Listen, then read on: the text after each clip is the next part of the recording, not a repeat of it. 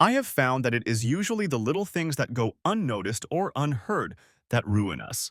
Harmful small print, subtle, seductive glances from spouses and admirers.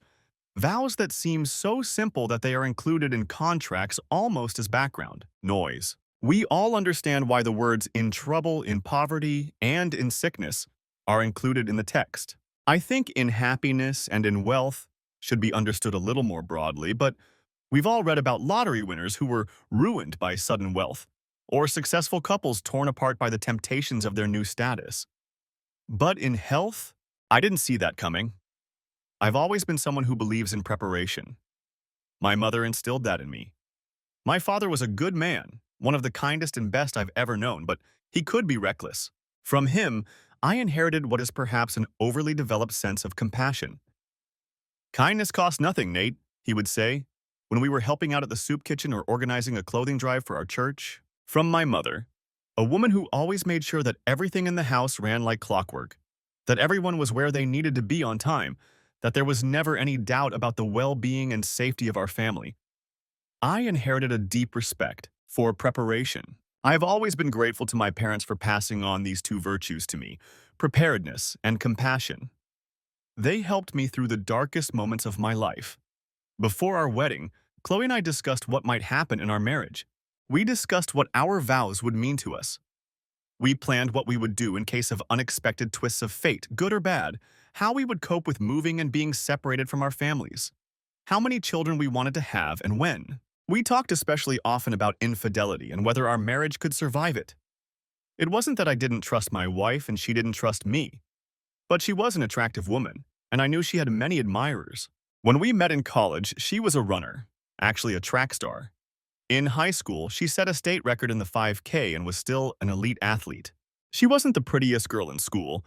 Her face was more expressive than anything else, and she spent more time training than doing her makeup or hair. But she more than made up for it with her long, slender, tanned and toned body, beautiful green eyes, and natural, light, curly hair. I had no illusions about my chances with her, but in our sophomore year, we became friends. I know some guys point and shout friend zone, but I never thought that way. I had a lot of female friends, and since I treated them as friends first and foremost, I had no problem dating. Women seemed to appreciate that I treated them like normal people rather than potential conquests, and no marketing network can compare to a group of girlfriends supporting their single friend. The transition Chloe and I made from just friends to friends with benefits to, oh, I think we're dating now, was pretty standard for college life. We were both dating other people, we both broke up around the same time, and comforting each other, we started looking at each other in a way we hadn't before. It wasn't some grand romance, but it was good for us. In fact, it was great for us. Despite our differences, or maybe because of them, we fell in love quickly. Her energy inspired me to be more outgoing in class, and my compassion taught her to be a more generous winner and a more gracious loser. She didn't believe in training as much as I did, focusing mainly on what was absolutely necessary. But that was usually enough. You don't get up at 4 in the morning to train if you don't feel like planning ahead.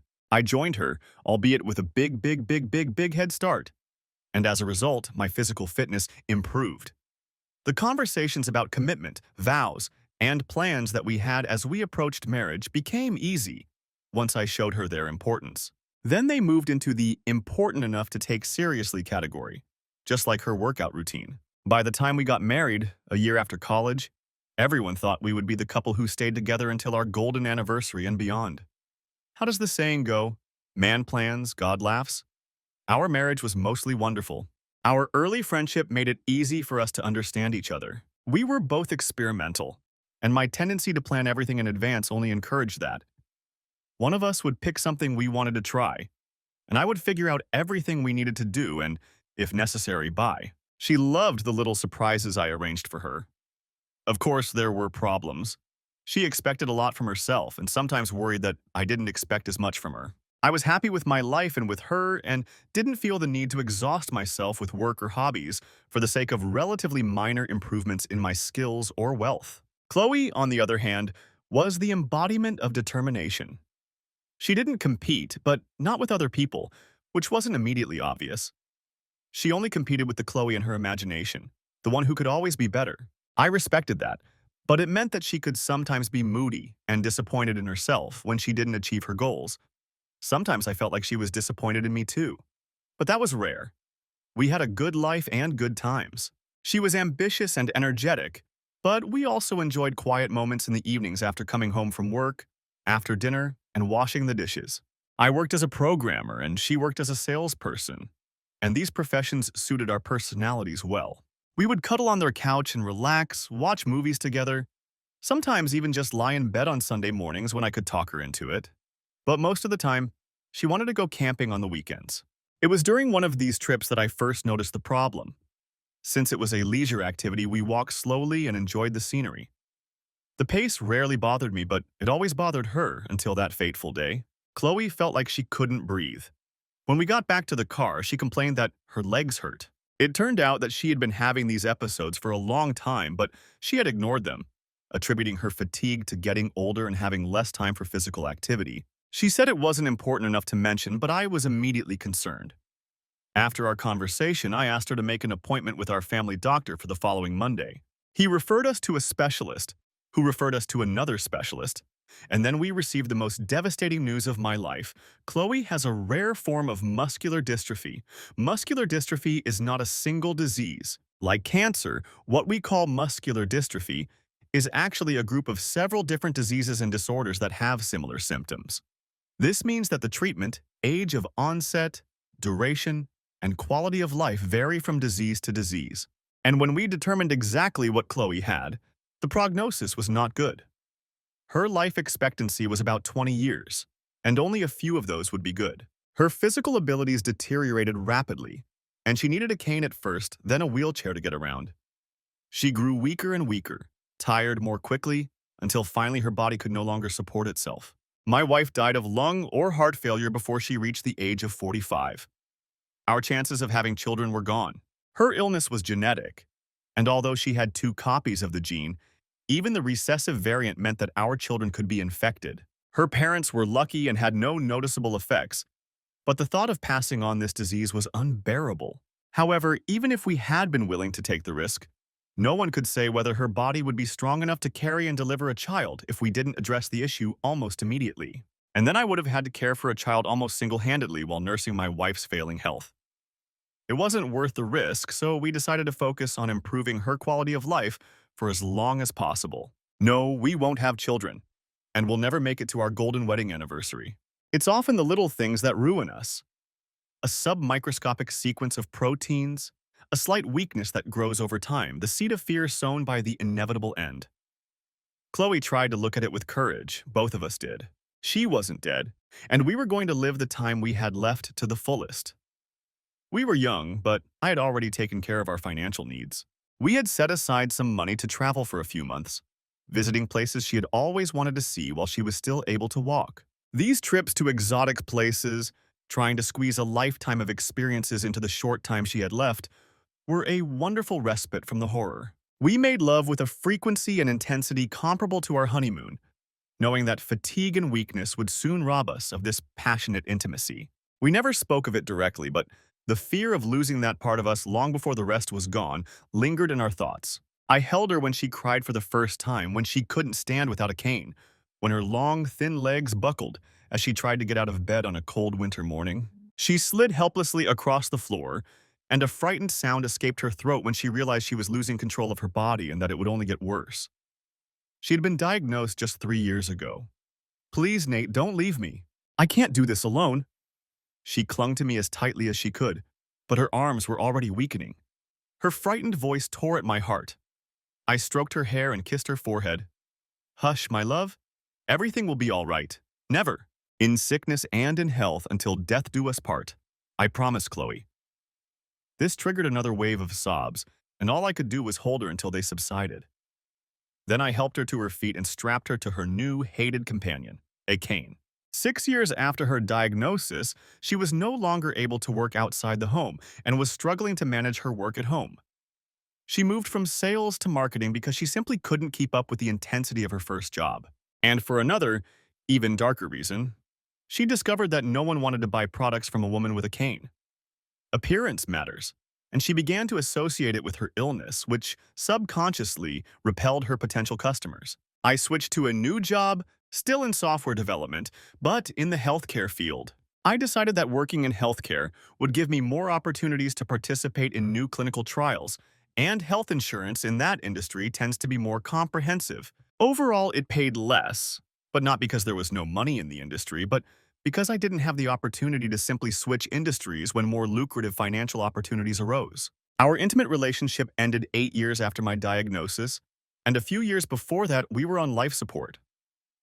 At first, it wasn't related to her physical inability. Technically, we could still have sex, but as our repertoire became more and more limited, Chloe's self-esteem suffered. As her body changed, she felt less and less attractive, which made things worse. I tried hard to tell her that I still loved her and found her beautiful, but it wasn't enough. Eventually, I started to satisfy myself manually and tried not to feel guilty about it. One night, as we lay in bed, Chloe asked, Do you want to see someone else? Take, she made a plaintive sound. Take another lover? I would be lying if I said that the thought hadn't crossed my mind. But even if my attitude toward cheating had changed, which it hadn't, there were logistical obstacles that made it practically impossible. I could have hired a prostitute, but that was dangerous. The last thing we needed was to get arrested. And trying to date or even just hook up would have been impossible if I was honest about my situation. What self-respecting woman would want to date a guy who was just looking for a side gig while his wife was dying at home? Hell, even putting all that aside, I wasn't particularly attractive anymore. My muscles had bulked up a bit from helping Chloe, but that didn't mean I was fit and toned. I had strong but unremarkable muscles covered in a layer of fat because I couldn't go outside and do aerobics. The weight gain was exacerbated by the need to cook simple, cheap, and quick meals that were high in calories so that I could get back to work or take care of Chloe as quickly as possible. No, honey, no. I won't do that to you. But no, Chloe, I love you and I promise to leave everyone else, and I will. She hugged me tightly and cried. I wanted to think it was gratitude, but looking back, I think it was guilt. Who knows, maybe it was both. 12 years after her death sentence, Chloe was confined to an expensive electric wheelchair. Our house had to be remodeled so she could live there. We needed a minivan with special equipment. There are programs to help with these kinds of problems, but they are inadequate at best. Her illness was draining our finances, and we maxed out our credit cards trying to cover the costs. I resigned myself to watching my wife slowly fade away and die, and then either declare bankruptcy or spend the rest of my life struggling with a mountain of debt. I would like to say that I am stoically enduring all this, that I am willing to pay any price to spend one more day with her, but I cannot. This slow march towards death, this view of a future without hope and a present without happiness, was wearing me down. I tried to hide it from her, to be as cheerful as possible when we were together, but at night I would sometimes go to a secluded parking lot where I would sit alone and cry. This wasn't how I imagined my future. Our future when we were young, full of hope and madly in love. I still loved Chloe, but now that love was mixed with such a sense of duty that it was hard to tell where one ended and the other began. I knew that one of the reasons I stayed with her was because of our vows, because it was the right thing to do. I had a shameful suspicion that this, and not my love for her, was what kept me with her. I didn't want to be one of those bastards who abandons his wife when she's sick. I had already lost so much because of this damn disease, and I didn't want to lose my dignity as well. I know it sounds like self-pity, and it was. I had to be strong for Chloe. I had to try to be positive for her sake. Her body was deteriorating faster and faster, and the end result was an early, painful death. I tried to remember that and understand that my suffering was hard, but hers was even harder. Chloe went from being an energetic, attractive, athletic woman to a wheelchair-bound burden on those who loved her. She was on antidepressants and a whole bunch of other medications to cope with her symptoms. She was seeing a psychotherapist. My wife was going through more than anyone else, and I had to shut her out so I could deal with my own breakdowns alone. But they still happened. Yes, her suffering was greater, but that didn't negate mine. We started attending support groups around the time she had to switch to a wheelchair. One for her, one for me. Her group was focused on connecting with other people with muscular dystrophy, and mine was for caregivers.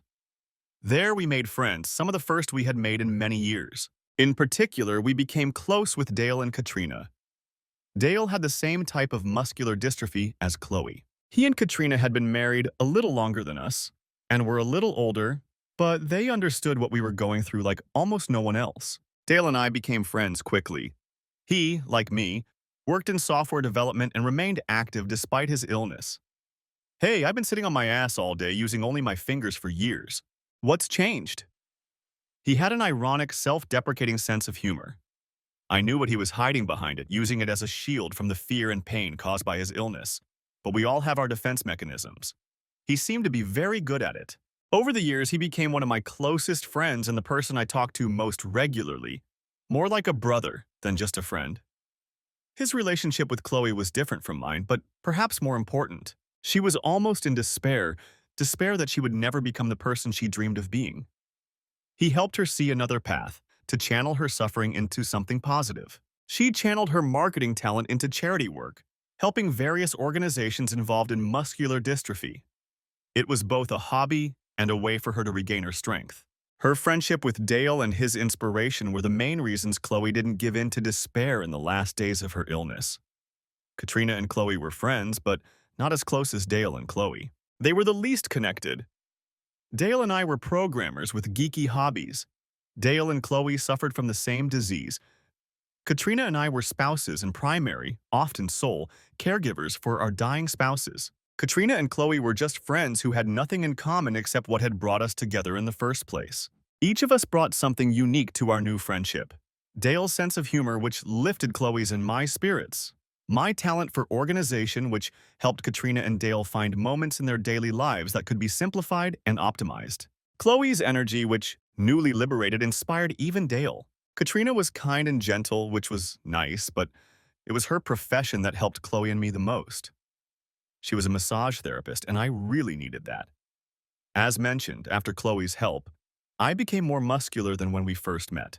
When she was healthy, she weighed just over 130 pounds, but due to her sedentary lifestyle, her weight had increased to 160. It wasn't dead weight, but she could only help a little, and moving that weight around again and again, often incorrectly, until I learned the proper technique, took a toll on my back. Katrina helped me regain my health with long, sometimes painful massage sessions that worked out the knots in my muscles, leaving me feeling like jelly. She taught me some of the same techniques, and with those skills, Chloe and I were able to regain the physical component of our relationship that we had lost. We were both very grateful to our friend for that. Kat also helped me with more personal things, though not physical. We would stay up late into the night talking in person or on the phone. We became very close. Apart from Chloe, I don't think I've ever had a connection like the one I had with her. We were two soldiers in a trench, facing an enemy that could never be defeated, trying to escape the depression caused by the endless war. I have no illusions about the extent of our closeness. After a few years, we began a romantic relationship. We shared things we could never share with our spouses, not only because we had no one else to share them with, but also because we understood each other and our difficulties on a level that no one, not even Chloe and Dale, could understand. Many times we talked about our spouses, about the pain they were going through, and about the agonizing guilt we felt for being angry at them and their pain. The selfish anger at never having had a life of our own gave way to a powerless rage that our spouses would soon have no life at all. Voices in our heads told us, "No one will judge you if you leave." And at the same time, we knew we could never live with ourselves if we did.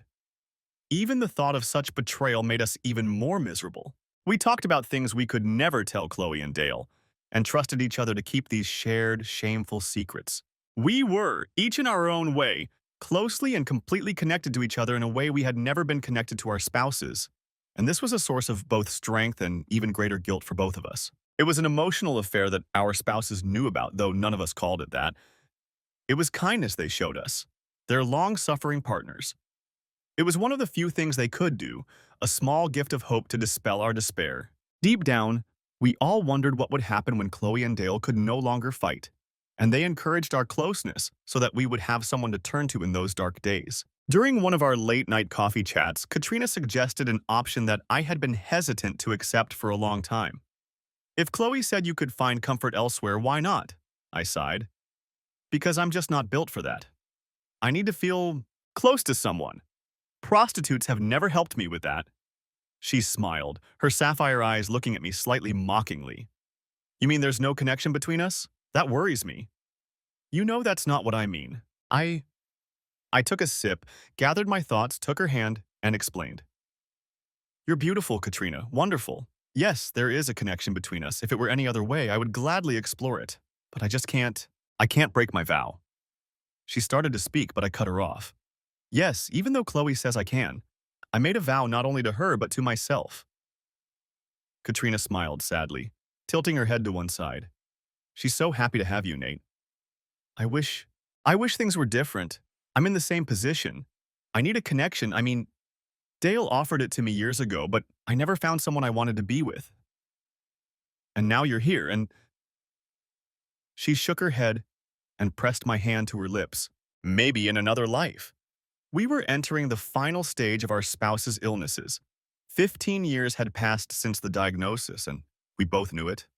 Another life could come sooner than we thought, but somehow it didn't seem right to admit it openly.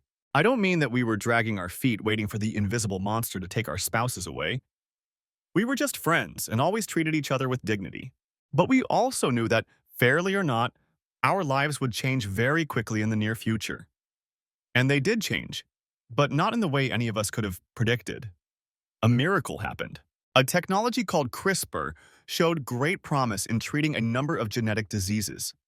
It allowed scientists to directly edit the genes causing problems, essentially changing the body's source code. This method had been used successfully to treat other forms of muscular dystrophy, but we didn't expect a treatment for Chloe and Dale's type to reach the experimental testing stage until it was too late. Their type was one of the rarest and was at the bottom of the priority list. But as is often the case in modern medicine, the alliance of money and power changed priorities. The diagnosis was made to the wife of a brilliant scientist, the son of a well-known venture capitalist, and the granddaughter of an influential senator. These personal tragedies attracted funding and attention, and breakthroughs followed much faster than any of us could have anticipated. Experimental trials began. My work in healthcare and all my connections paid off. I was able to bring Chloe and Dale on board. When I say it was a miracle, I don't just mean that the treatment worked so quickly. I mean that it was incredibly effective. A month after starting treatment, Chloe was already working with a physical therapist to learn how to walk again with a cane. 3 months later, she was walking without assistance. And 6 months later, she stepped onto a treadmill for the first time in almost 15 years. Dale recovered just as quickly, and we all celebrated our victory over the specter that had haunted us for a decade and a half. Our friendship grew even stronger, and we started going out again, something none of us had been able to do for years.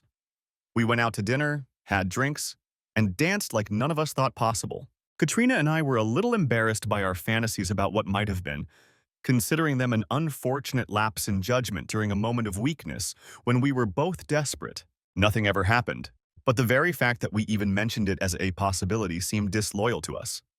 When I first made love to Chloe in almost 10 years, it was tentative and hesitant. I had become so accustomed to the idea that I could hurt her by pulling too hard on a limb when she was too weak to resist that I hadn't fully realized she had become strong again. But once we got past the awkward first touches, we dove headfirst into the physical love we'd both been deprived of for too long. When we finished the first time, there were tears in her eyes, and she pressed herself against me. I missed this so much. I missed you so much, Nate. I never thought, she cried openly. I never dreamed we could do this again, that I could be the wife you deserve. She gently stroked my face. I could never have gotten through this without you. You were, God, baby, I don't know how you were able to be so strong. I love you, Nathan. I will love you forever. I wish I could say we made love every night. I wish I could, but the reality of my abilities. I was no longer 40. I had back injuries from caring for her, and my body was out of shape from poor nutrition and lack of exercise. Didn't allow me to maintain the level we both craved. As she recovered, Chloe continued to run. It was then that we learned how serious her illness had been and how long it had lasted. She ran fast, and she ran long distances just as fast as she had in college. The disease probably struck her during her teenage years, and no one noticed. We both suspected that she could have been an Olympic champion if treatment had been available at the time. The realization that the disease had robbed her not only of the previous 16 years of her life, but also of the person she could have become, was a shocking blow. For someone who was so determined, the realization that this opportunity had been taken away from her for so many years was even harder to bear. When it all started, I didn't notice that she was starting to push me away too. Chloe started training for marathons. I tried to join her, but I couldn't even get close to her pace. Even before my back injury, I was much slower than her, and although the exercises helped me cope with the injury, they still slowed me down. She switched to group workouts. She made new friends. I saw men looking at her the way they hadn't looked at her since we were newlyweds, perhaps even more lustfully, given her physique and stamina compared to other women in their 40s. Finally able to return to the job market, she went back to marketing. The time away had affected her a little, but the industry was changing much more slowly than mine. Technology had changed a bit, methods too, but the core skills hadn't changed enough in 10 years to render her knowledge obsolete. Within a year of starting treatment, Chloe was already a rising star at her firm. She became a rising star in other areas as well. In the muscular dystrophy community, she was seen as a shining example of what could be achieved after treatment. She was a light at the end of the tunnel for those waiting for approval of the experimental treatment she had undergone. We regularly received letters from other people with muscular dystrophy telling us how her story had helped them keep hope that their suffering would soon end, that they could become the people who had been stolen from them. This touched us both deeply, and sometimes I would find Chloe crying at the kitchen table with a letter from one of her fans clutched in her hand. I was a lesser-known star, the steadfast and inspiring husband who had guided her through the darkness, but we both knew that I was a supporting actor in the public version of her life. It annoyed me a little that I was considered almost a secondary figure. When she was interviewed, I was given a few paragraphs, mostly about how I supported her or fought for her to get treatment. If my suffering was mentioned, it was always in a way that made Chloe look better. Or, if the writer was particularly clever, as a parallel between how my health suffered and how hers did. Sometimes the things I had to go through or give up were mentioned, but only to heighten the overall pathos of Chloe's story. It sounds petty, and it was, but I was suffering too, and I was suffering knowing that I could walk away at any moment but didn't. I realized that these were mostly feel-good articles, intended either for the general public or for those who were suffering. I understood why the emphasis was there. It was an attempt to give hope. A detailed description of her husband's struggle would have detracted from that. It wasn't about me. So little. She traveled for work, she traveled to speak, she traveled to run marathons. All of these trips, except the last one, were paid for by her job or a charity. Her friends from marathon groups paid for these trips, wanting to take their mascot with them. It seems that the men contributed the most. Because of our huge debts, I couldn't accompany her on any of these trips. When Chloe was home, she was attentive, but that rarely brought happiness. Now that she was back to 100%, no, 110% of who she could have been if she had never gotten sick, which couldn't even have been in her youth, she had little sympathy for my ailments. It didn't matter that they had been acquired during her service.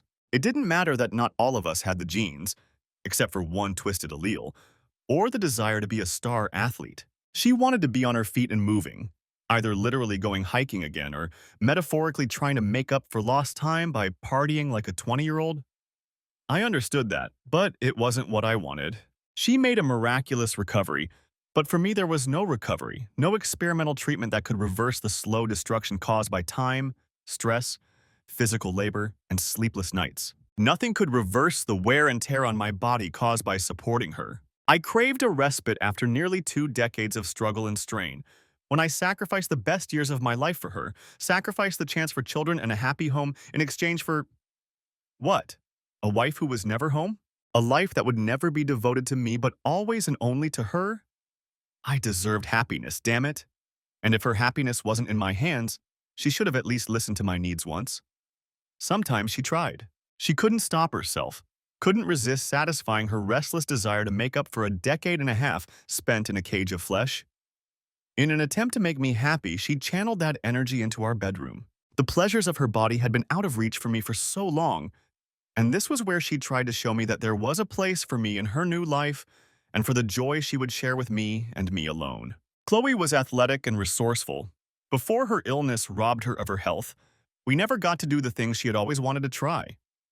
But even that widened the gap between us. Her health was fine. Mine wasn't, and that drove her to despair and made me question my masculinity. This inequality was exacerbated as her attraction grew, fueled by both our age difference and her increasing strength and endurance. She wanted more than I could give her, and the frustrating nights spent listening to Chloe's battery-powered girlfriend come to her guest bedroom after I couldn't satisfy her needs were extremely demoralizing. At least I took care of myself when she couldn't calm down and took a shower, trying not to let her feel the pain of my disappointment. She didn't show a shred of tact. I don't even know if it ever occurred to her to try. On the night of our 20th anniversary, she had just returned from a 2-week business trip. A couple of work trips with a marathon in between had culminated in a weekend filled with inspiring encounters with people suffering from muscular dystrophy. Wherever that was, I had long since lost interest in the details because she showed no desire to share them with me. But that evening, Chloe was home. She was beautiful. It was a huge milestone we weren't sure we'd live to see. And we both made an effort. Gifts we still couldn't afford. An evening spent dining and dancing just as she loved. After that, she came to bed with me. "I love you, Chloe." She snuggled up to me and didn't answer. I thought she had fallen asleep, but finally she spoke. "You're such a good husband, Nate. I hope you know that. I need you to know that. I'm so grateful to you for everything. I could never have—" My wife looked at me with tears in her eyes. "You deserve happiness, Nate, more than anyone else." Then she settled down, hugged me tightly, and fell asleep quietly, not letting me answer. Chloe didn't say she loved me. She said more, but also less. It bothered me, but I was so tired and happy that I let my worries slip away as sleep overtook me. In the morning, my wife was gone. There was a letter on the kitchen table. Her rings were on top of it, and underneath were several folders. With a trembling hand, I picked up the letter, and the ring slipped from my fingers and rolled away, lost in the morning mist. "My dear Nate, I'm so sorry. I will never find the words to express how deeply disappointed I am in myself. You were everything a sensible woman could ever want, and more, much more. Much. You helped me through the worst thing that can happen to a person, and I know that without you, I couldn't have done it. I will be forever grateful to you for that. All of this makes what I have to do now even more terrible. I have to leave and live my life again just for myself. I can't explain to you how necessary this is for me, Nate. I thought I was going to die. No, I would have died if you hadn't brought me to that trial. Another thing I can never thank you for, but now I have my life and my health back. I know we grew apart while all this was happening. I also know that it was mostly my fault. But now I see opportunities ahead of me, and I just can't spend another 20 years with you out of gratitude and memories of what we once had. I love you, Nate. I always have and always will. But I no longer love you the way a wife should love her husband. And as time goes on, I find myself getting angrier and angrier at you. I know it's terrible of me to say or even feel this way, but it's the truth. It's unfair to you, but what happened to me is unfair too. And I have to leave our marriage before the hurt turns to hate. I'm not saying this to hurt you, but I need to tell you so that it will be easier for you to let me go. Even before I was diagnosed, I had already been thinking about leaving our marriage. I loved you, but I could see that the goals I had set for myself were not the same as what you really wanted out of life.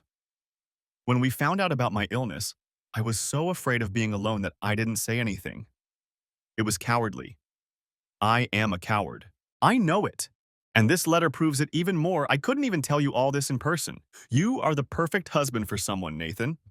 For a while, you were the perfect husband for me. And somewhere out there, you will find a woman who will be your forever love, who will be perfect for you and will take care of you the way you deserve. I wish it could have been me, for myself and for you. I hope you believe that because it's true. I know you'll probably hate me. I don't blame you for that. I hate myself for what I've done. But with time, I hope that hatred will fade for both of us. You deserve happiness. We both do. But neither of us will be happy if I stay. I want you to know that I never cheated on you. I would never leave you for another woman.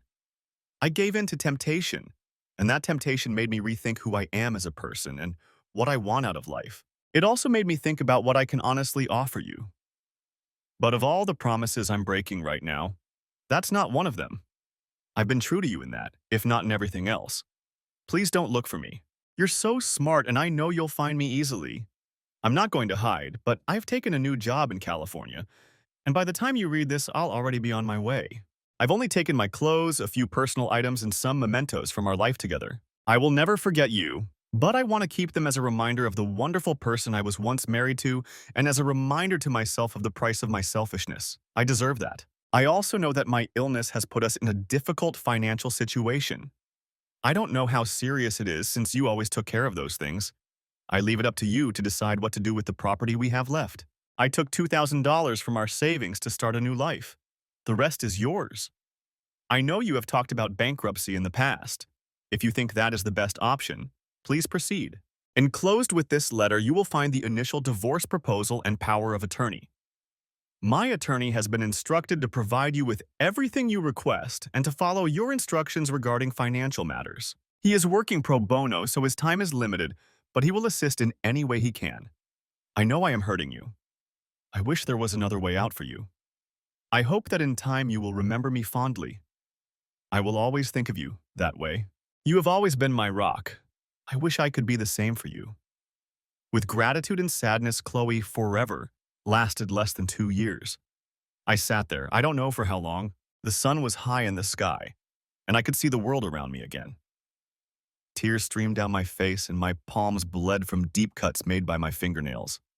Damn bitch, I growled, jumping up and knocking over the table. Like a wild, wounded animal, I rushed from room to room, breaking everything in my path, smashing our wedding china, knocking over tables and chairs, inflicting even more wounds on my arms, breaking photo frames with my bare hands. When my strength left me, long before I calmed down, I sat down on the debris of our home, the debris of my life, and cried. By that time, I was bleeding heavily. I don't think my life was in danger, but I had lost enough blood to realize that I needed help. I called the only people I could rely on. Katrina? My voice was too weak to be heard. Nate, what happened? Help! Please, Kat. Help. And then I lost consciousness. I woke up in the hospital. He and Dale had taken me there. The wounds weren't too serious, but I needed stitches. At first, my friends thought I'd been mugged. They figured Chloe had gone on a business trip and someone had broken into the house and trashed it. But when I was able to talk, I told them the truth. At first, they couldn't believe it. It was such a shocking betrayal, completely incompatible with what they knew about her. But when they took me home, I found a letter and envelopes among the trash scattered around the kitchen. Katrina screamed, "Oh my God! How could she?" While Katrina was screaming, Dale just sat next to me, silently supporting me with his presence. It was the complete opposite of their usual behavior, which made the whole situation seem a little surreal. When Kat finally calmed down, she went and packed a bag for me. They couldn't leave me alone in that state and in that house. Dale drove me to their house in my car, and Kat stayed behind to clean up. Later, she told me that she had tried to call Chloe on her cell phone to tell her what she thought, but my soon-to-be ex-wife had already turned off her phone. I stayed with them for several months, only returning to the house occasionally to pick up a few personal items, clothes, computers, and other necessities. Chloe downplayed the seriousness of our financial situation. I had planned to talk to her about bankruptcy a few weeks after our anniversary, not wanting to ruin the celebration with bad news. Everything worked out wonderfully for me. When everything finally settled down, we were left penniless and with completely ruined credit. Chloe already had a new rental apartment and a company car in Los Angeles, and bankruptcy didn't affect either of those. She was able to continue living there, far away from me. I was so stunned by her departure that I didn't even look for an apartment before filing for bankruptcy. Finding a new place would have cost me much more than the first and last month's rent and security deposit. I kept the van, which had been converted for a wheelchair. The family that needed it got it in exchange for their slightly newer sedan and cried with joy. I saved them tens of thousands of dollars. It felt good to do something for people who really appreciated it. Katrina and Dale were worried about me. I would have been worried too, but I didn't have the energy. I sank into a deep, dark depression. Nothing mattered. My life didn't matter, nor did my compassion, my training, or my sacrifice. My wife was alive. I had kept her alive, cared for her, and been there for her. And in return, I got something that sounded like praise, followed by a cosmic go to hell. Being around friends was painful. I tried not to think about what could have been.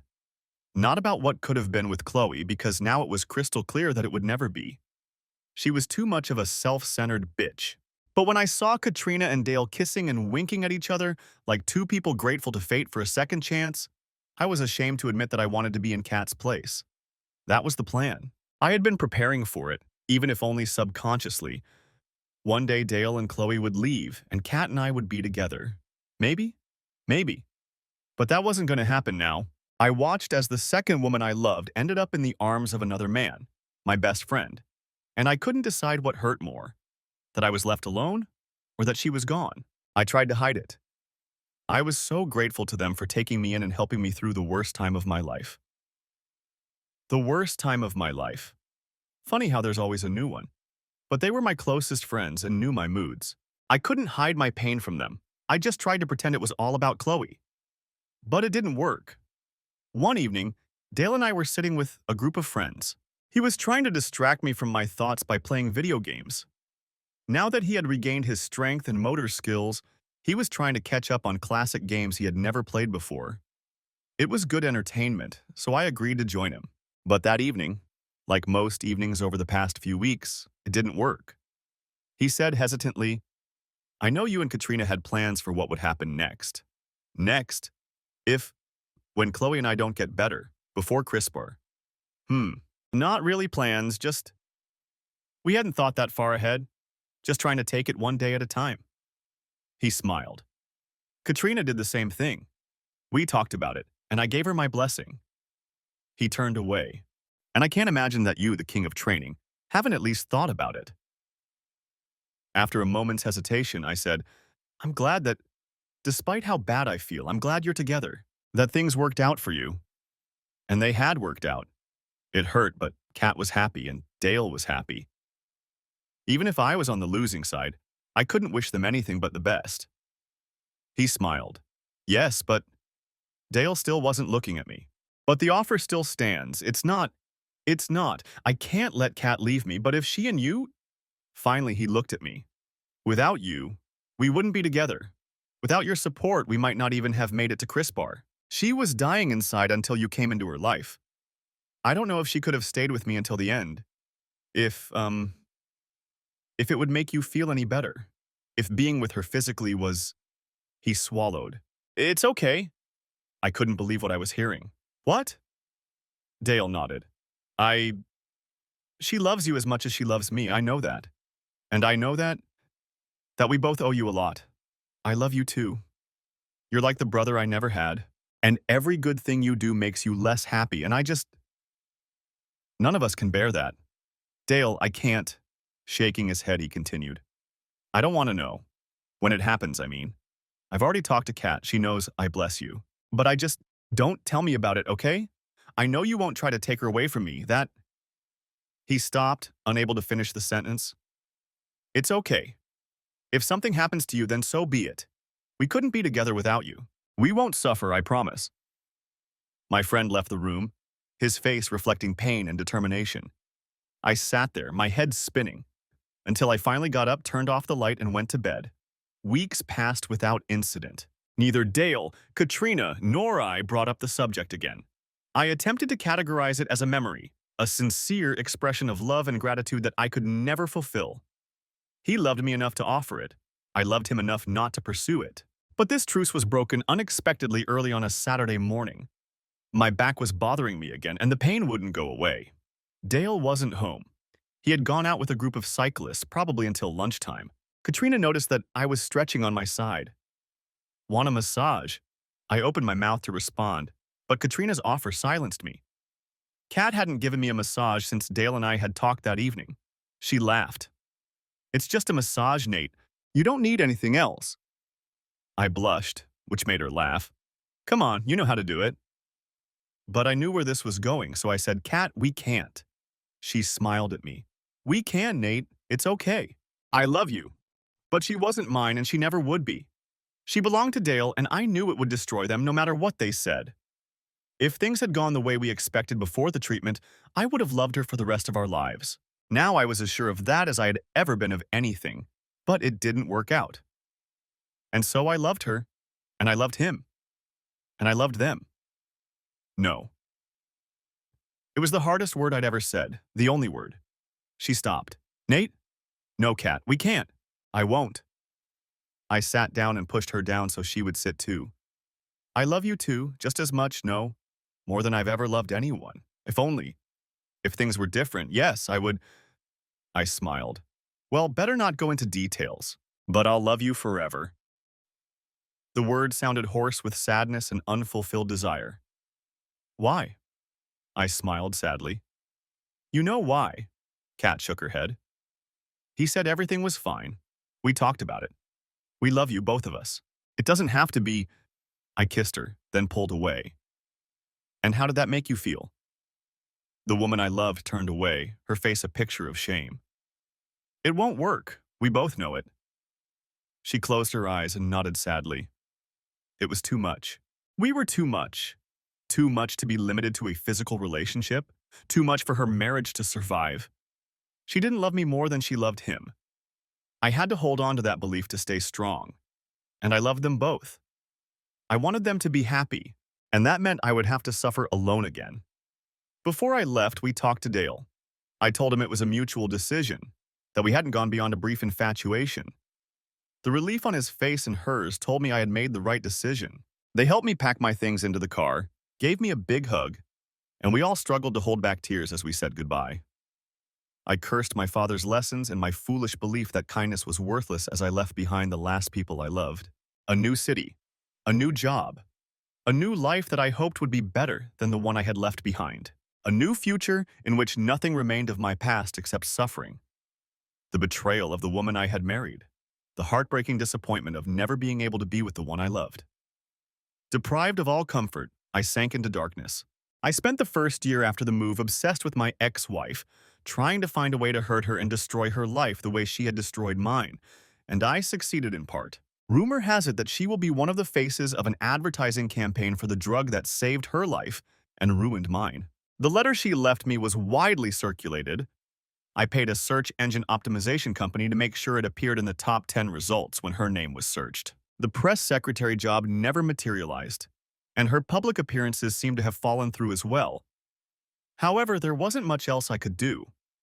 I kept up with the news about her, checking her social media from time to time. When she announced her engagement to a venture capitalist, I made sure he got a copy of the letter. They got married anyway, so it didn't have the desired effect. I was glad to learn that they divorced a couple of years later and that he had been unfaithful to her. In the years that followed, I consoled myself with the fact that what had happened to me was far from uncommon. We were called the CRISPR widows, a group of long-suffering spouses, mostly women, who had been abandoned by their partners when treatment restored the health they had lost years or decades earlier. The typical scenario that played out in most cases was very similar to Chloe's situation. Something like a midlife crisis on steroids. Men who had lost the energy of youth and suddenly regained a semblance of it years later were abandoning the women who had sacrificed their youth and health to care for them. However, as in many other cases, it wasn't that simple. Sometimes the breakup resembled what many lonely spouses experience. Without a common enemy, the illness that had kept them together, they drifted apart.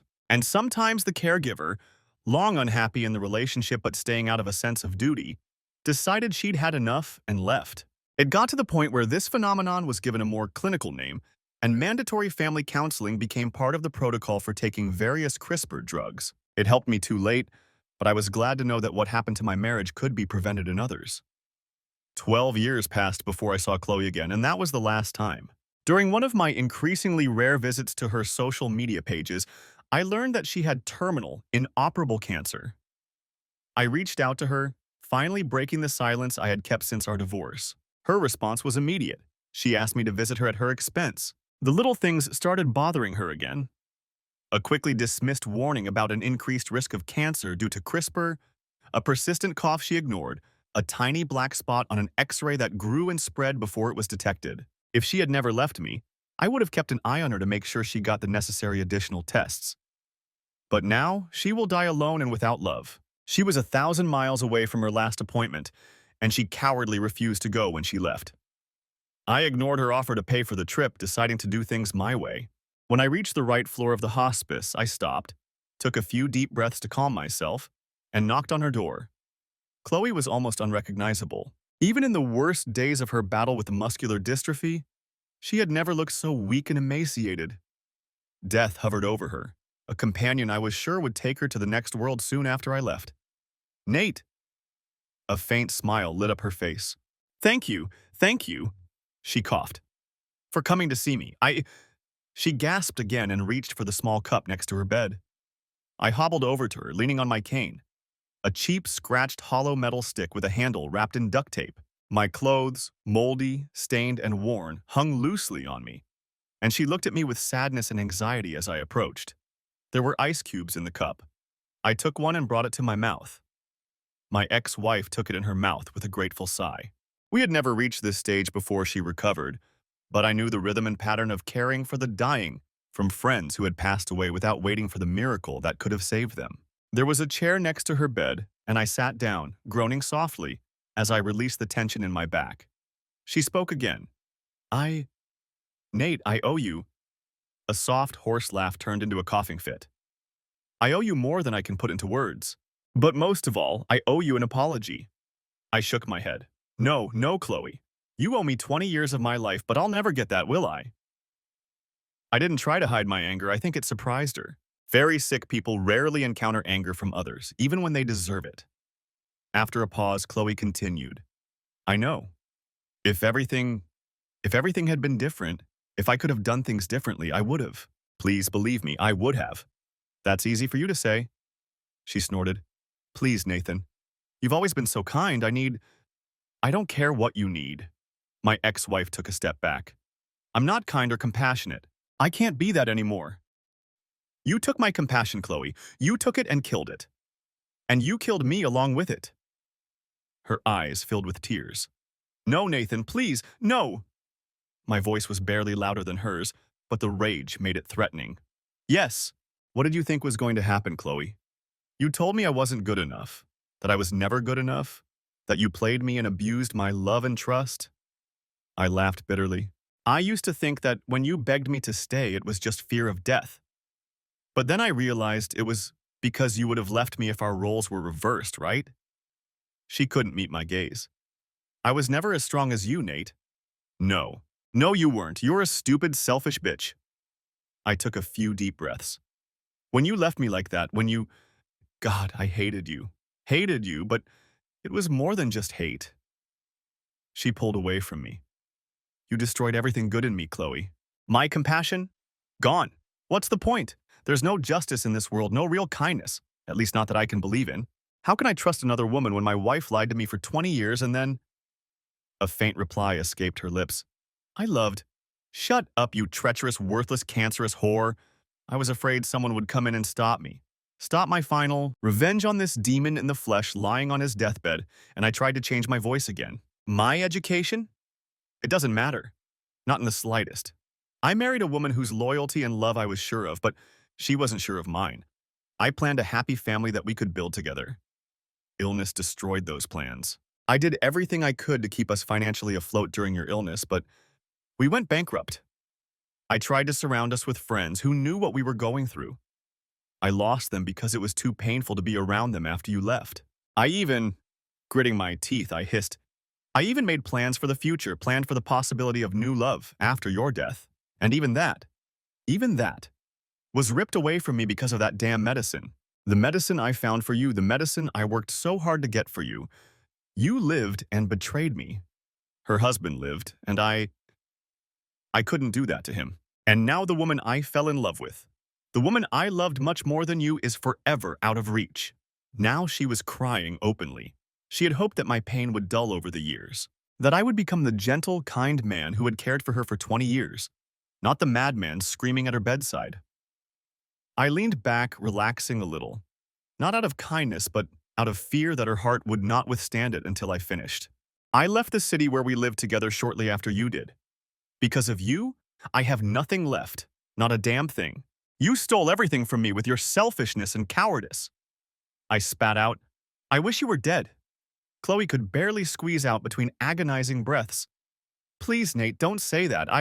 If you were dead, at least I could believe that my suffering had meaning, that it was worth something. I wouldn't know that you lied to me for 2 decades, but instead, I turned away. Instead, I'm just counting the days until I die. She whispered, You didn't find anyone?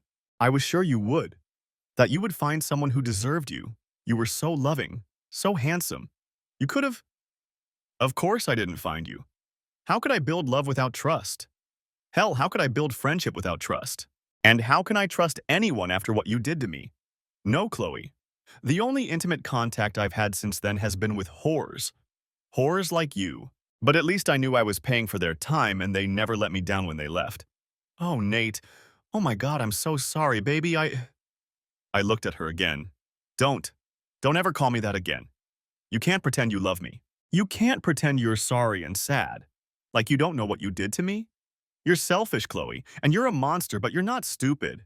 She looked down at her fragile, emaciated hands. I thought you were so sweet, so good. I truly thought that you... Her jaundiced eyes met mine again, uncertainly. You were always so strong. I thought you broke me. No one can be that strong, Chloe. No one. I forced myself to stand up and looked at her with a sneer.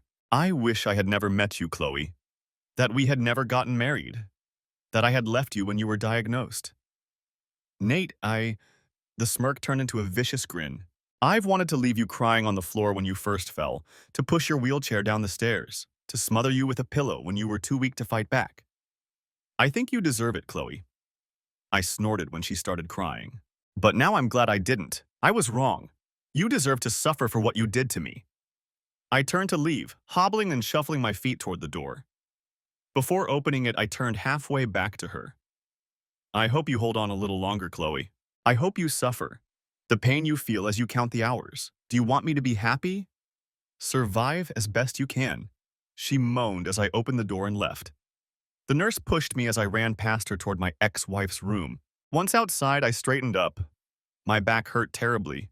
It was my own fault for that cane joke. Now it rarely bothered me, except when I did something stupid, like pretending to be crippled to drive my ex-wife crazy with guilt. I would never make that mistake again.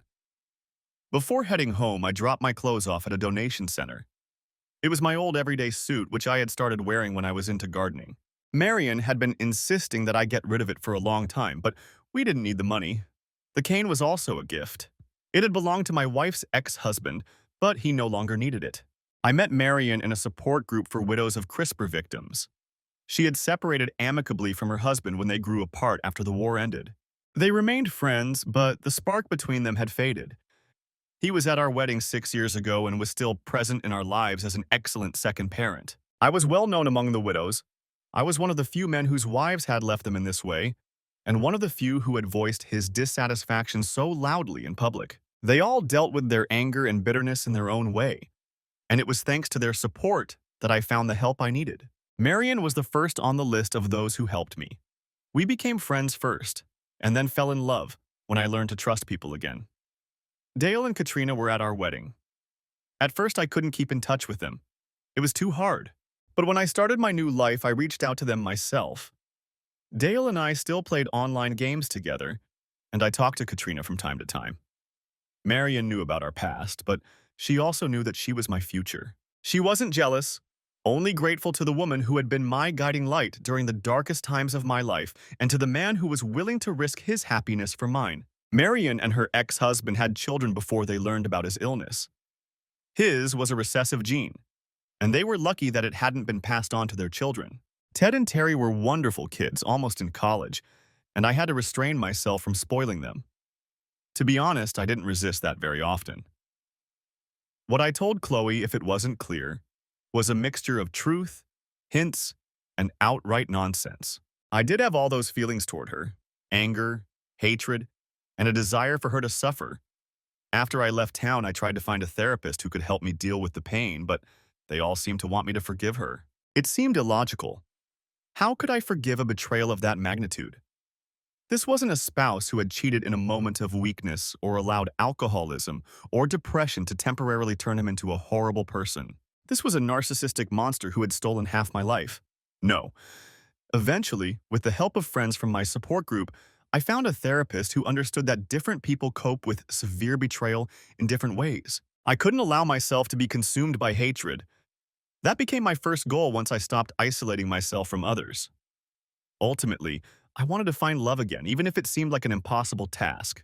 I was lonely, lonelier than I had ever been, and I was going to do something about it. So, together with my psychiatrist, I planned, prepared, talked, and worked.